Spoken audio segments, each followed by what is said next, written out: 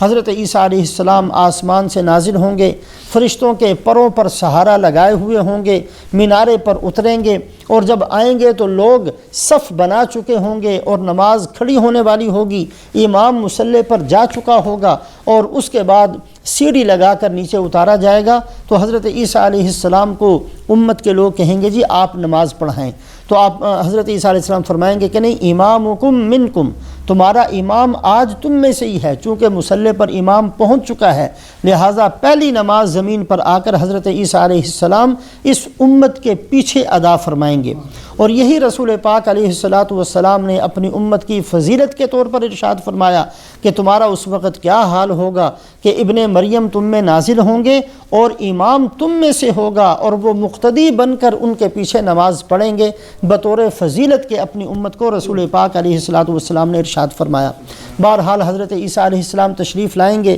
اور اس کے بعد فرمایا کہ یکسر الصلیب،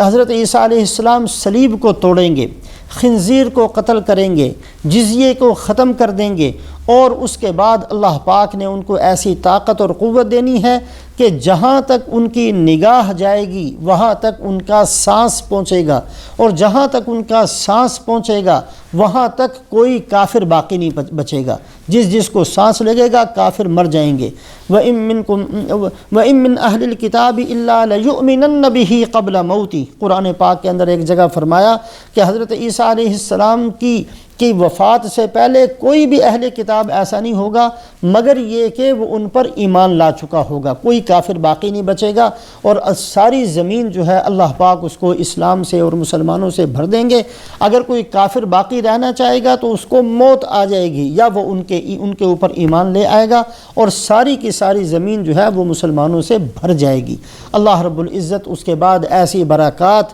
اور ایسی وسعت اور فراخی کا دور آئے گا کہ حدیث پاک کے اندر آتا ہے کہ لوگ اپنے جانوروں کو باندھنا چھوڑ دیں گے، اس لیے کہ کسی چور کا ڈر ہی نہیں ہوگا، اور یہی نہیں ہوگا کہ کوئی ہمارے جانور کو لے جائے گا یا جانور خود کہیں چلا جائے گا، جانوروں کو باندھنا چھوڑ دیں گے۔ اور اس کے بعد فرمایا کہ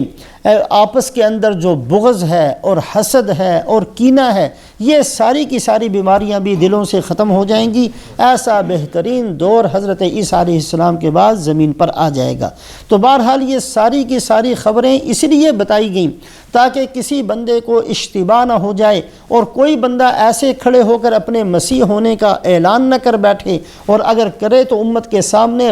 کافی سارا مواد موجود ہو۔ مرزائیوں نے اور بھی کئی گمراہ لوگوں نے ان چیزوں کے اندر بہت سارا امت کو خلط ملط کرنے کی کوشش کی ہے۔ بہرحال سیدھی آیات شریفہ اور احادیث طیبہ کے اندر بڑے اہتمام سے یہ بیان کیا گیا۔ حضرت عیسیٰ علیہ السلام کو جسمانی طور پر آسمانوں پر اٹھایا گیا ہے، اور جسمانی طور پر ہی وہ تشریف لائیں گے، اور اس امت نے ان کی امامت اور ان کی قیادت کے اندر بہت سارا کام کرنا ہے۔ بہرحال اللہ پاک نے یہ وعدے فرمائے حضرت عیسیٰ علیہ السلام کے ساتھ کہ اے عیسیٰ، میں تجھے طبی طور پر جب آپ کا وقت آئے گا اس وقت ہماری طرف سے موت کا فیصلہ ہوگا، یعنی یہودی آپ کو قتل نہیں کر سکتے، اور میں آپ کو اپنی طرف بلانے والا ہوں اور آپ کو پاک کرنے والا ہوں تمام ان تانوں سے جو ان کافروں نے آپ کو دیے ہیں، اور آپ کے ماننے والوں کو غلبہ دوں گا ان کافروں پر قیامت تک کے لیے۔ ثم الی مرجعکم فاحکم بینکم فیما کنتم فیہ تختلفون،